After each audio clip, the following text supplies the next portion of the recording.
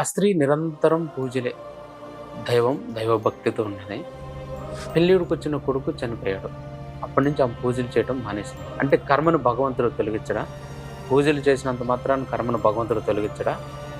అలాంటప్పుడు మనం ఎందుకు దేవుడికి పూజలు చేయాలి? Very good question Ajay. Ajay, ఇప్పుడు నేను శివ దగ్గర ఒక 1000 రూపాయలు అప్పు చేస్తాను, నువ్వు ఇచ్చే అంటే ఇస్తావా? మరి నువ్వు తీసుకొచ్చిన కర్మని భగవంతుడు ఎందుకు తొలగించాలి? నువ్వు భగవంతుడు చెప్పి చేసావా తప్పు?